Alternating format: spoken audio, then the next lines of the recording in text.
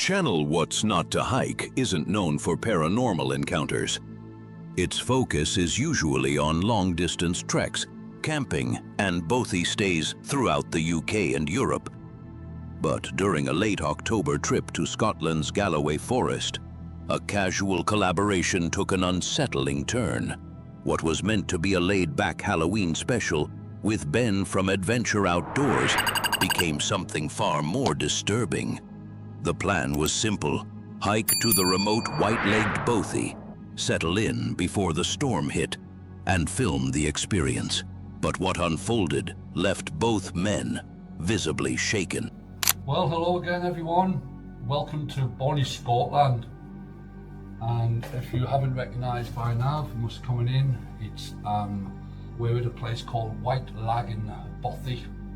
We're in Dumfries and Galloway Forest, and today's the day where the big storm is meant to be happening. But so far we've got lucky, and I say we, I'm with Ben, who's just setting up his sleeping gear. It's pretty moody, as you can probably see outside the window there. It's still pretty moody out there, but we haven't got the winds anywhere near what they said they were forecast for.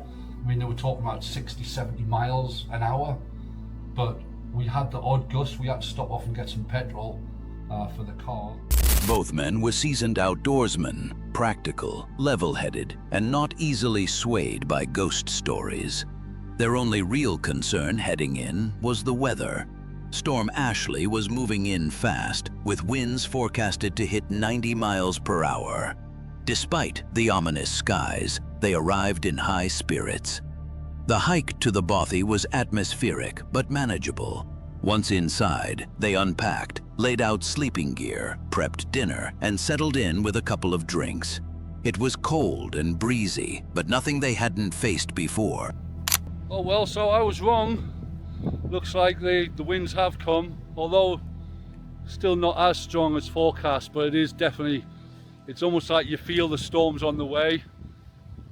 Sort of probably 30, 40 mile an hour gusts maybe now, but you can feel it's going to get worse. So we just went for a little mooch about, going to filter some water, just hang that up so we don't have to keep going out and getting it, especially if the weather does turn bad. And then we're just going to hang out, got some beers and wine there, have a bit of food. We didn't bring loads of stuff to cook on fire or anything, we just brought some the dehydrated meals.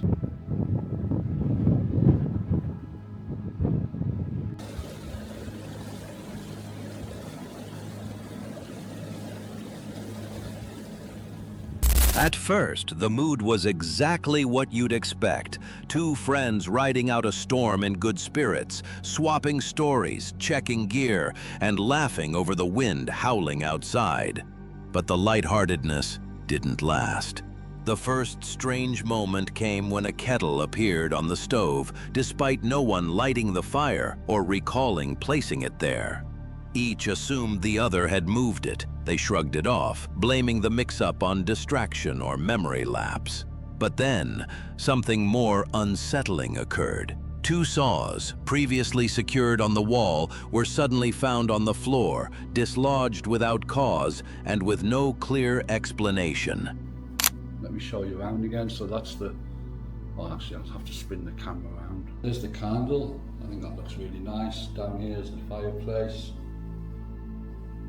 Looks like Ben's got the kettle on. We haven't even got the fire on yet. Are you having a cup of tea? But the fire's not on though. I didn't move that cat. No. Watch a bit of bothy TV in a bit, which is basically the fire. Sit in for a night and listen to the wind blow outside. Quite spooky. And what with the saws and the kettle moving on its own, it's even spookier now. But as I say, I don't really believe in all that stuff, but a bit odd. Still trying to make sense of the strange occurrences, they carried on filming, setting up low-light cameras and digging into some dehydrated meals. But as the storm intensified outside, the mood inside the bothy shifted. A subtle tension began to creep in. Then the door slammed shut. Hard. The sudden bang startled them both, but what truly unsettled them was what came next. The door, heavy and solid, couldn't have moved from a simple gust. To prove it, the creator pushed against it on camera. It barely budged under normal force. Whatever had slammed it shut hadn't been the wind, and it hadn't been either of them. Found the bothy book. You put my glasses on though to blind as a bat. So this is popular, quite a popular bothy by the looks of it. Someone actually stayed last night. It was nice and tidy when we came in. So plaudits to whoever stayed here last night. Well done, absolutely spotless. Hold on a minute.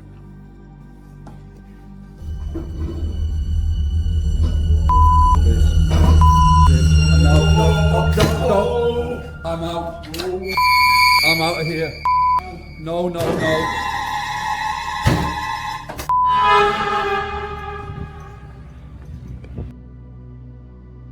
After the door slammed, things only grew more unsettling. The camera light and backup battery, both fully charged, suddenly began to drain without explanation. A creeping sense of another presence settled heavily over the bothy. Though they chose to stay indoors, neither man felt comfortable remaining in the same room where the door had slammed shut. What began as a light-hearted Halloween adventure had spiraled into a true test of nerves. Sleep became nearly impossible, and while nothing further occurred physically, the mental weight of what they'd already witnessed left both men visibly shaken.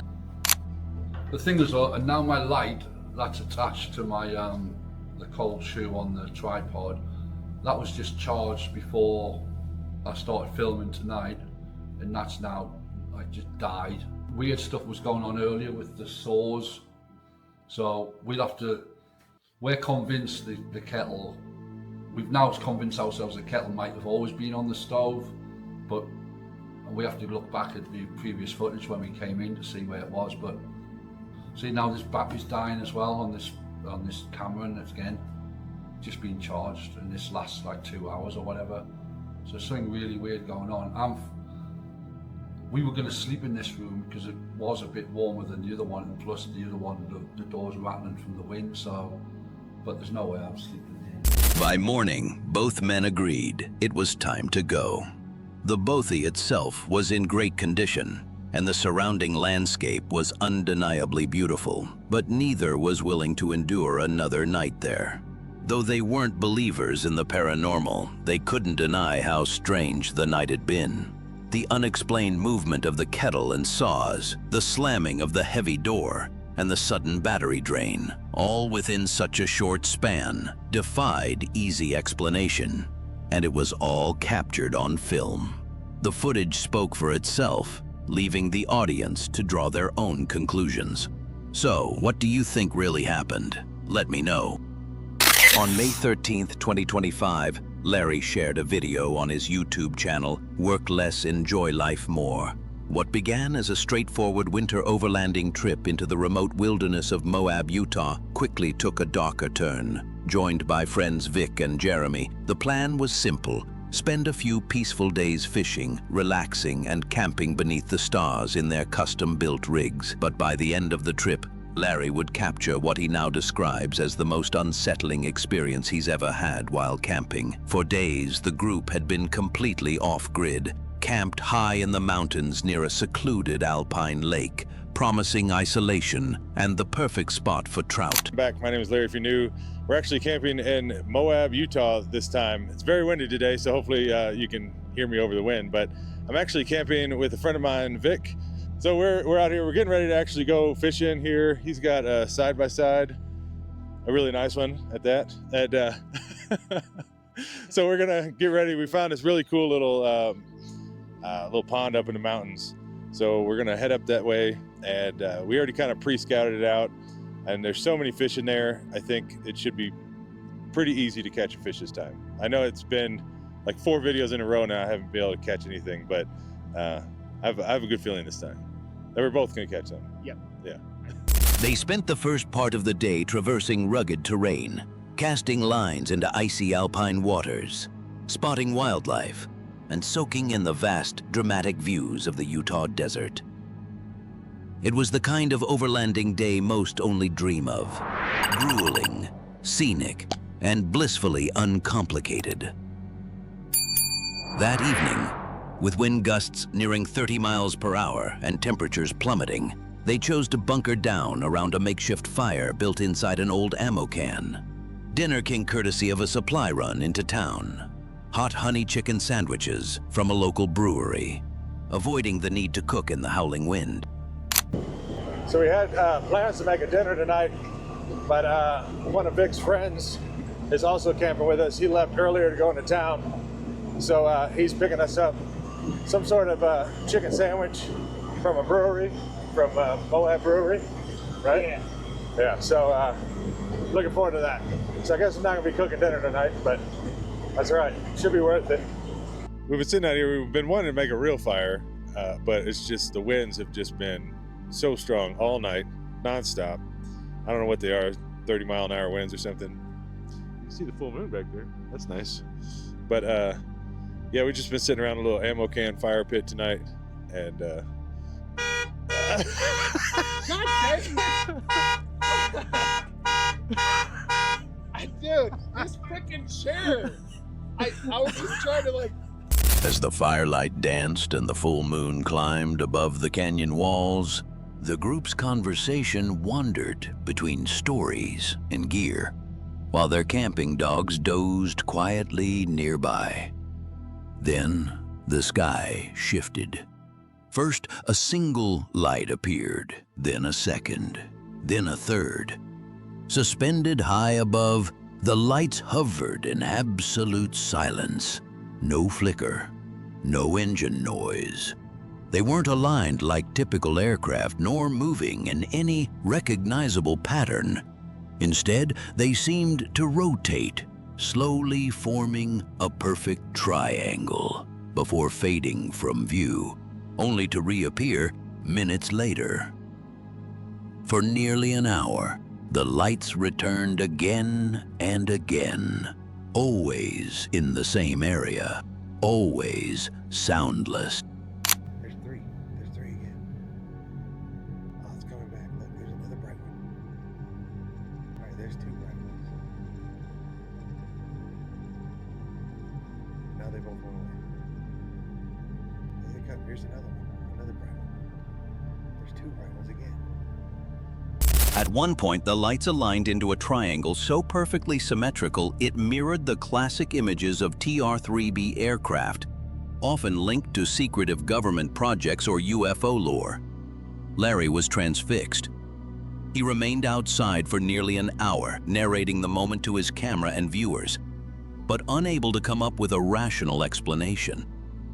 The experience was quiet, surreal, and entirely unlike anything he'd ever witnessed. Larry had spotted plenty of satellites in his time, but never anything like this. even though I keep wanting to look out the windows at least. But yeah, I don't know. Maybe something will come up in the news or something in the next few days. I know I can't be the only people, the only person that's seen those lights. Vic saw them. He saw the original first 3 really bright ones. But I couldn't get my camera phone out fast enough. And then whenever I did, it was like too dark. I had to get this camera, the Osmo Pocket 3, which you can see at night a lot better. So once I got that out, I never really saw the 3 in a row like a triangle again. But Eventually, chilled and unsettled, Larry retreated into his camper. But sleep proved elusive. He kept glancing out the windows, drawn back to the sky again and again. The next morning, he confirmed what he had suspected. The lights had lingered well past midnight, still visible nearly half an hour after he'd turned off the camera. Without much discussion, the group agreed to break camp and descend to a lower elevation, not just to escape the biting wind, but perhaps to distance themselves from something that had unnerved them more deeply than they cared to admit. what do you think of the lights last night? I have no idea what that was. I mean, it could have been a UFO. Who knows? Yeah, the first initial 3, like in that triangle when we first saw it, we couldn't get the camera out fast enough. Like that was the craziest one. I kind of wish I had that on camera, but they were definitely just over here spinning around all night long. Yeah, it's so unusual. Yeah, I've never seen anything like that before. I haven't either. I guess we're gonna pack up, head out here in a minute or soon once we get everything put in the trailers. It's going to be a process, but we'll get it done. I believe in us. All right, Jeremy's gonna go find us a couple spots. Hopefully. Crossing fingers. It's a cool van, I like it. It really is, isn't it? Larry hadn't set out to find UFOs. He wasn't night hiking, stargazing, or chasing the unexplained. He was simply camping. And then, something in the sky changed everything. It's moments like these, uninvited, unexpected, that leave the deepest mark. Posted to YouTube on May 11th, 2025, this unsettling entry comes from the channel Deer River Wild, run by the Adirondack Hermit, a quiet, off-grid creator known for peaceful, dialogue-free videos. His usual content features bushcraft, wood stove upkeep, slow cabin builds, and serene walks through snowy wilderness. But this episode breaks from that calm, capturing something that deeply unsettled both him and his viewers. It begins with the hermit setting up trail cameras around his remote cabin, aiming to document local wildlife activity while he was away.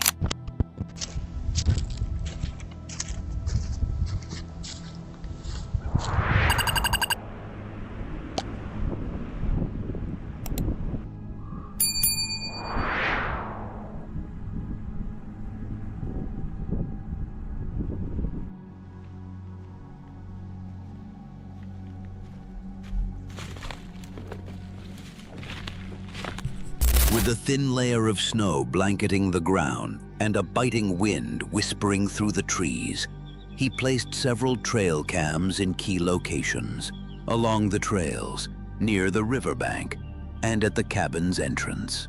The footage was expected to be peaceful, maybe a deer, a fox, or the occasional porcupine wandering past.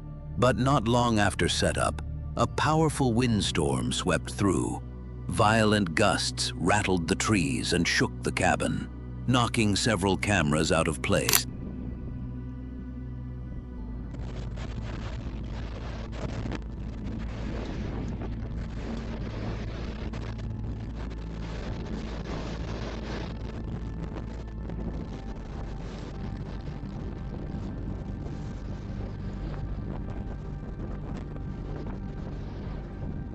When the hermit returned to check the cameras, he found most of the footage disrupted by the storm. With quiet determination, he reset the equipment, this time securing it more firmly and expanding the coverage area. What the new recordings captured, however, was far from what he expected. As he reviewed the footage, the screen showed only shadows and drifting snow until a human figure emerged. A man, bundled against the cold, stepped into frame at the edge of the camera's view and began slowly approaching the cabin.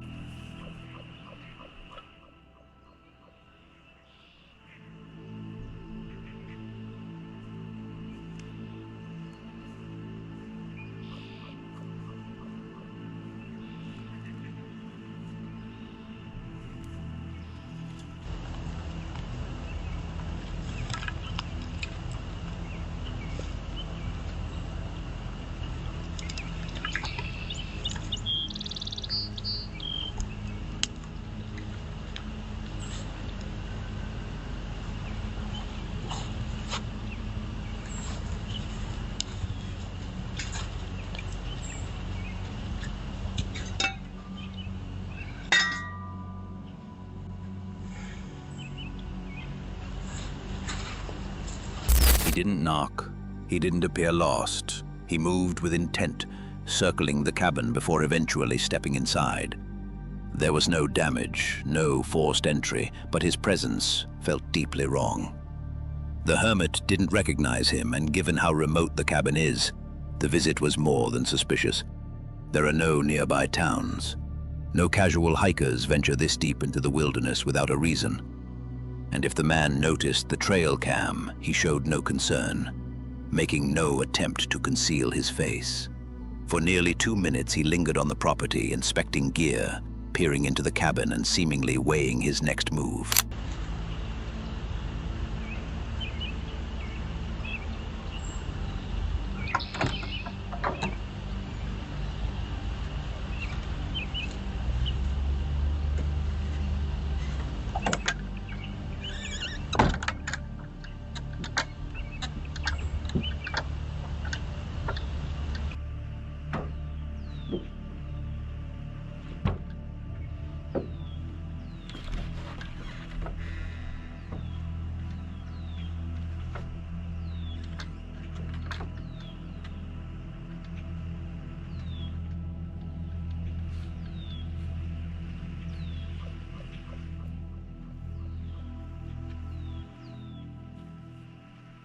When the hermit returned later that day and reviewed the footage, his reaction spoke volumes. He didn't panic, he didn't speak, but the way he paused at the door, the slow, deliberate scan of the room, it was clear he grasped the weight of what had nearly happened. He began tidying the area, methodically repositioning the trail cams with greater care, better concealment, and a renewed understanding of just how fragile solitude in the wilderness can be.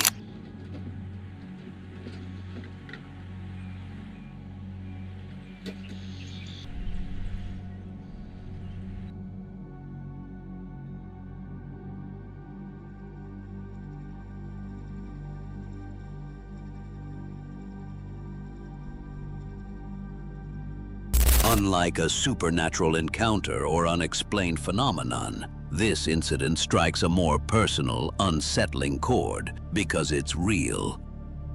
A remote cabin, a full day's hike into the forest, quietly breached by someone who walked in uninvited and roamed freely.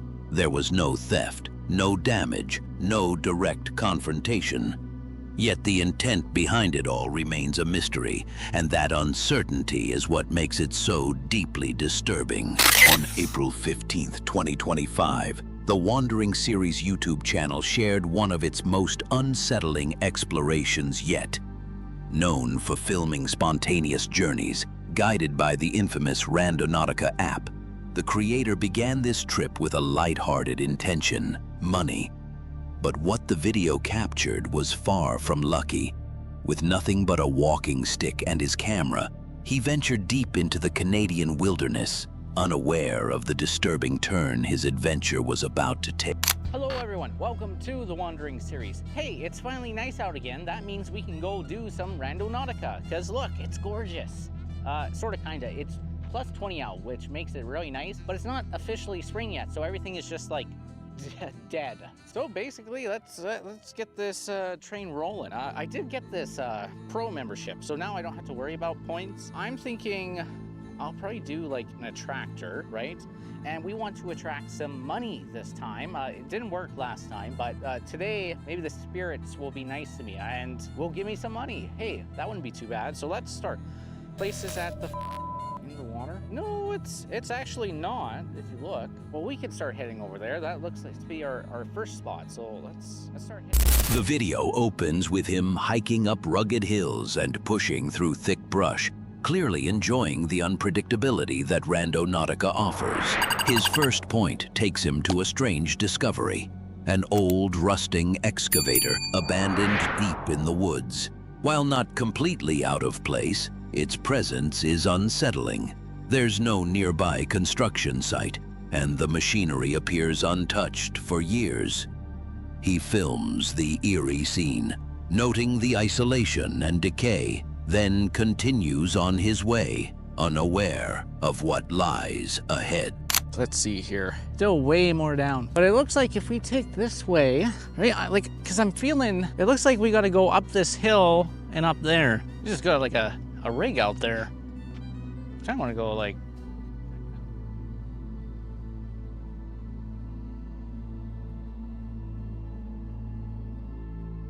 just got, yeah, an excavator? Pretty sure that's what it's called, an excavator. Just out in the boonies. That's sort of kind of cool. Oh, but this is a perfect example of being able to lift you guys. You can like kind of get in there. Is there anything? Are the keys in there? Can I take this? Oh, I can't take that. Oh, if only my hand was a little bit longer. Although it doesn't align with his original intent, the first point sets an unsettling tone, but the second location is far more disturbing. This time, the app leads him deep into the forest, to a place locals call the dollhouse. Tucked away in the trees stands a small, shack-like structure, eerily filled with children's toys, broken dolls, stuffed animals, scraps of clothing, all arranged with a precision that feels intentional, not accidental. There's no sign of life, yet the place pulses with strange energy. Over the years, it's become something of a legend, a space visitors quietly add to, shifting it from a forgotten shack into a haunting, ever-evolving art piece, steeped in something far darker than folklore. I found the king of the homeless camps down here. Wow. Look at this. Murdell Island. Doing guy not much. What do we have? Oh, we got Rainier. We got a baby. A lot of the heads seem to be missing. Well, that can't be good, can it? Who is that? Snow White? Yeah, Snow White lost her head. Other baby lost her head. This baby still has sort of kind of a face. Someone has a little head obsession with babies. Even with others nearby, the presence of the shack casts a heavy, oppressive mood. The toys are worn by time, some scorched, others nailed to the weathered wood, creating a haunting visual that's hard to shake. But the most unsettling moment happens just as he's preparing to leave. As he walks away from the dollhouse, speaking to the camera, a sudden voice cuts through the trees. A human voice, calling out for help. The YouTuber instantly tenses. He spins the camera, scanning the forest, but there's no one in sight. Oh, that's kind of it, isn't it? All right, that's what? The dollhouse? Okay, back on track. It's pretty cool, right? That's like the weirdest thing. That was more interesting than any of these Randonautica spots. But I guess if I wasn't doing Randonautica, I wouldn't have found it. So, oh, it's the spirit. Who knows? All right, but I think we just head to our final destination, which I think is just over here.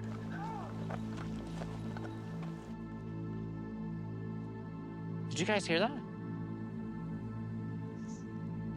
Someone just yelled, "Help!" Like, it wasn't them. That was like a different voice. I'm gonna have to actually review that. That's weird. What's going on here? Someone yelled help. Dude, I swear someone did. I don't think it was them. That sounded like more over here. What makes the moment especially chilling is that the voice doesn't match the tone or direction of any other visitors he'd seen at the site. It came from deep in the woods, from an angle he hadn't explored. For a moment he considers going toward the sound, but ultimately decides against it. Instead, he continues to the third and final point, which leads him to a small clearing. It's quiet, uneventful, with no signs or structures in sight. He laughs it off as another miss, in terms of his money-themed intent, but admits the journey was one of his most unnerving yet. Let's take a look at the map. Actually, it's a little bit before the excavator. It's not very accurate, but it's right here. I think I'm standing on it. Well, that's the trip, isn't it? That's it. This is the spot, eh? I thought it was the excavator.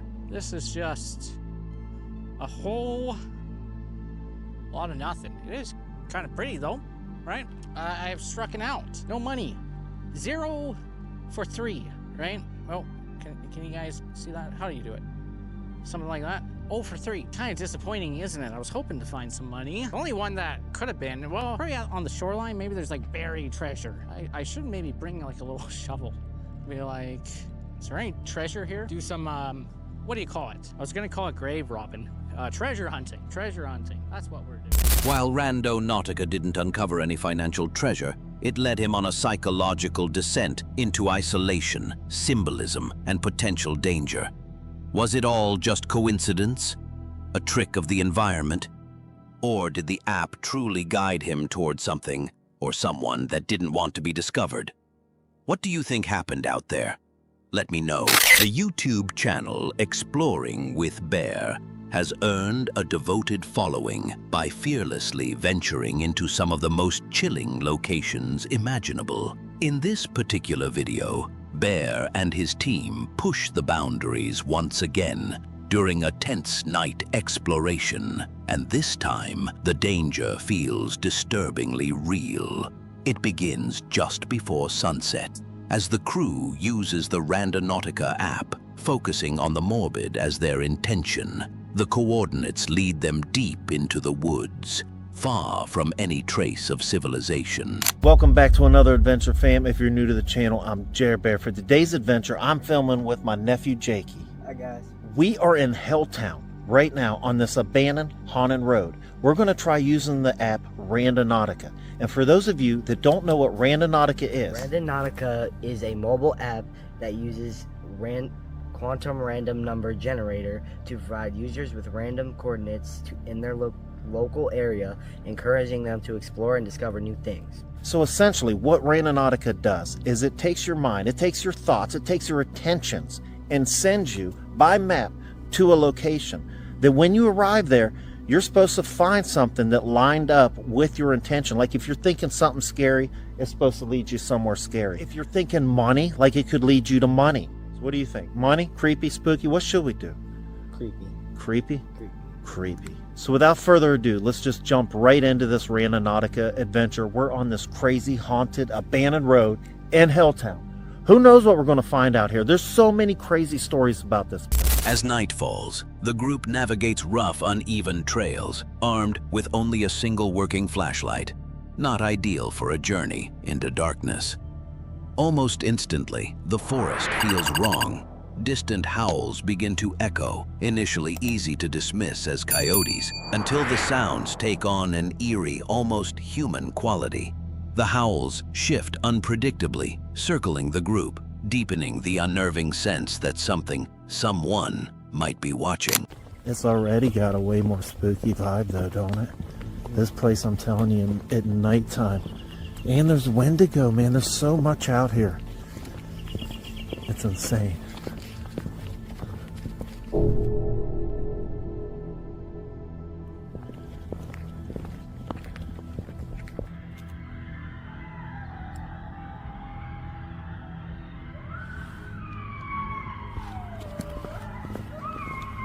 Take the camera. Take the camera. No, point it this way.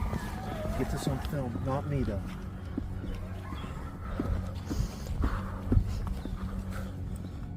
Bear, visibly uneasy but determined, keeps the camera rolling as they push deeper into the shadowy forest. The trail leads to a narrow bridge where the air turns thick and the tension reaches a breaking point. There, they come across ominous graffiti, the word "die" scrawled near the base. More chilling still, a dark red substance, possibly blood, is seen pooled nearby, adding a grim layer to the discovery. Oh man, what's that say? That says "die" on it. That was not there. I don't remember that. I don't remember that being there. Is that like blood dripped around it? Look at the blood right there. Is that blood? Oh, look. Oh, there's somebody down there. This is the way we gotta go. We're in the radius. Man, I can't even see you on camera anymore. We're in the radius now? Yeah, we're in the radius. Crap, We go farther and it's up there. hey, since I got the camera, can I use your flashlight? Because I can't see anything now. I keep mine. The group wonders if it's all staged, maybe a prank, or remnants from a past explorer. But the scene's condition and eerie timing suggest otherwise. Just past the bridge, their flashlight briefly illuminates a line of silent figures standing along the roadside. They don't flinch, don't speak. The team quickly kills the light and scrambles for cover, whispering in panic. The figures remain motionless, watching until they silently melt into the darkness. Whether they were real people or something else is impossible to say, but the psychological effect is haunting. Look, man, there's freaking people.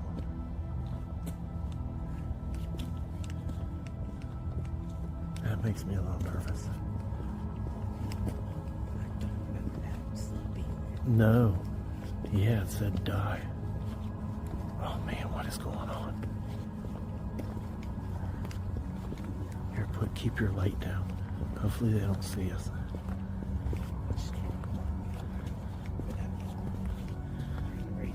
Oh, here's the bridge. And we're in the radius.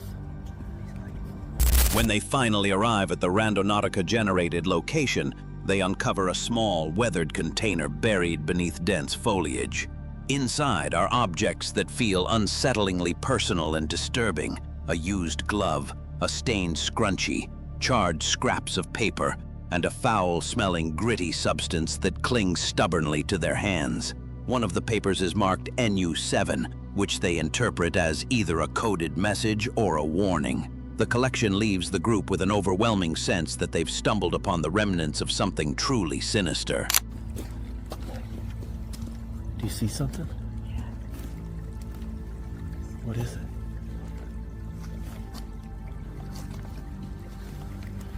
Hold on. I don't like.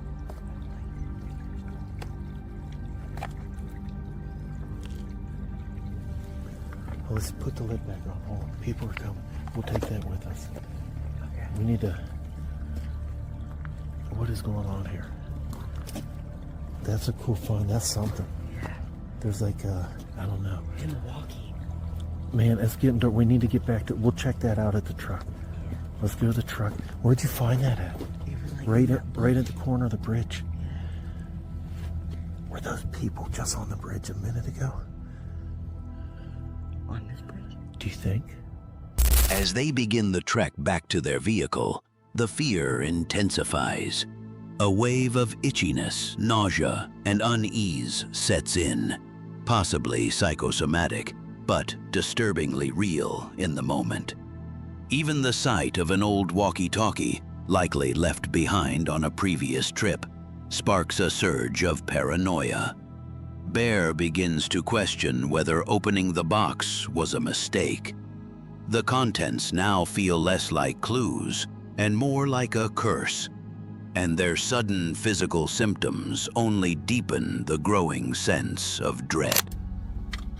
That guy. We never seen him again. That looks. Hold on. I don't know if I would just touch that yet. That looks sort of. What is this? Hair tie.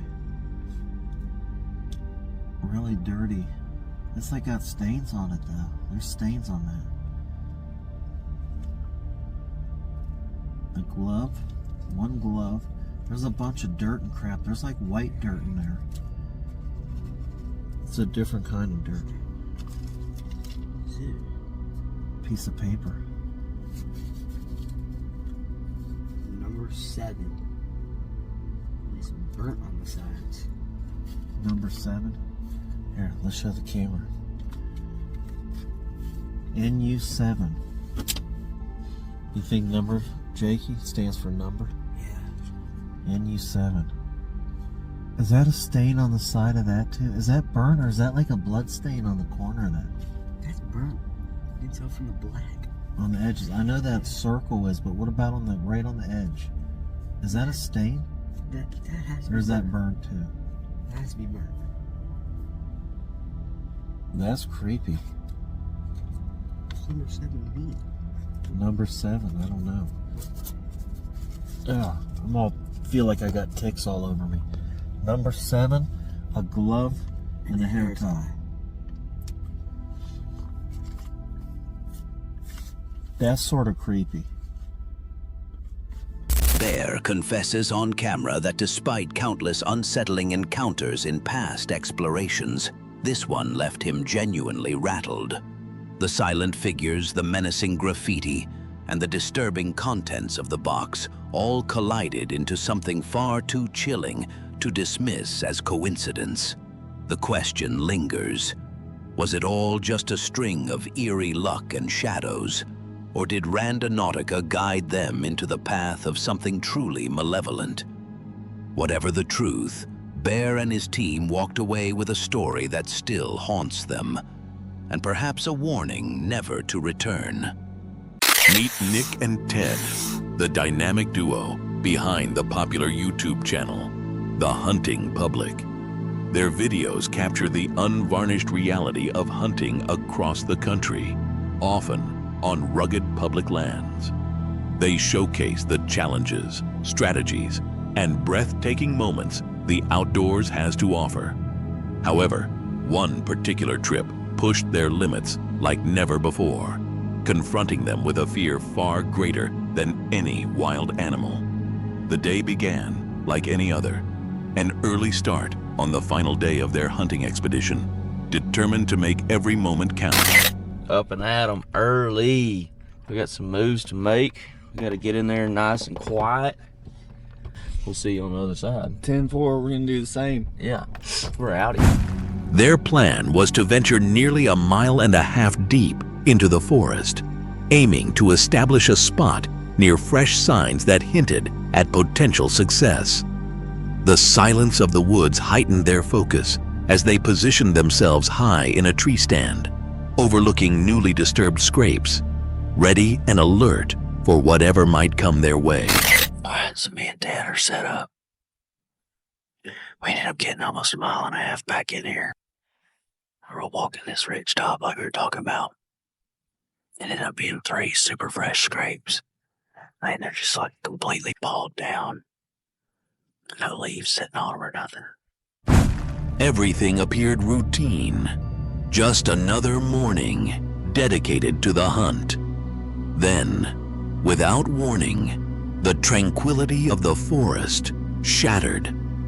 A sudden eerie chill swept over them, accompanied by unsettling noises that felt completely unnatural in the stillness. I keep getting chills all down my back. Yeah. Somebody is screaming at the absolute top of their lungs over there. Very not good obscenities to someone else. They were suddenly gripped by frantic, chilling screams, intertwined with hostile shouts and curses, reverberating ominously among the trees. The fear intensified when gunfire erupted, not the isolated shot typical of hunters, but a rapid series of discharges, some unmistakably from a handgun, dangerously close for comfort. Make out a few things they were saying. It wasn't good. Things we won't repeat on here. But it was like blood-curdling screaming. I've never witnessed anybody screaming like that. Amid the chaos came the roar of a vehicle, engine revving and tires skidding across gravel, signaling a frantic approach or escape nearby. The hunters struggled to comprehend the horrific sounds unfolding so close. It quickly became clear this was no ordinary hunt. It was a violent, possibly deadly confrontation taking place alarmingly near their position.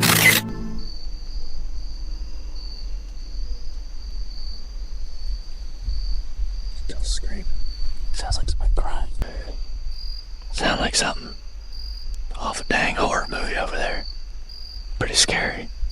Hoping nobody's getting killed or hurt over there. That's what it sounds like. Yeah. I mean, when somebody says that they heard somebody screaming bloody murder, that's what that sounds like. Shaken and profoundly uneasy, aware that their remote location offered no cell service to summon help, they realized remaining was too risky. Their focus shifted instantly from hunting to survival. Moving cautiously and silently, they gathered their equipment, driven by the urgent need to reach safety and relay the terrifying events they had just witnessed. We're gonna get on down and get on out of here. Vehicle just pulled up right down that way somewhere. The closest road is how far? That way, 800 yards. Yeah, that ain't very far. Not at all. They decided to head for the hills. We're gonna be in the hills, so we're trying to get out of the hills. We're trying to get out. We got a ways to go, so that's what we're gonna do. It just made me uneasy. As soon as they reached a zone with cell reception, they promptly alerted the authorities, recounting the chilling barrage of screams, shouting, and gunfire they had witnessed while giving the most accurate location information possible. Yes, I've heard some stuff that I feel needs to be reported to the police department. Okay. I was hunting, me and a buddy were hunting, and at about 6:45, we heard gunshots, which is not uncommon, but then for 30 minutes straight or so, there was lots of screaming and just people, obscenities, and it sounded like something really bad was going on over there, and there was 20 or more gunshots ended up happening. Though follow-up investigations by authorities yielded no definitive evidence, the experience left a lasting impact on Nick and Ted. The eerie sounds from that morning remain an unsettling enigma, a haunting reminder echoing through the forest. What violent incident had they unknowingly stumbled upon? Who were the voices screaming, and what became of them? This encounter underscored the critical importance of situational awareness, having emergency contacts in remote areas, and always informing someone of your precise whereabouts. Often, the wild's greatest threats come not from nature, but from the unknown lurking within it. Some forests inspire awe, while others leave you with questions that linger forever. If any of these encounters sent a chill down your spine, share your thoughts in the comments. And remember to like and subscribe for more horror content from Shadows of the Wild. Until next time, stay safe out there, because you never truly know what's waiting in the woods. That's all we have for today. Stay tuned for more.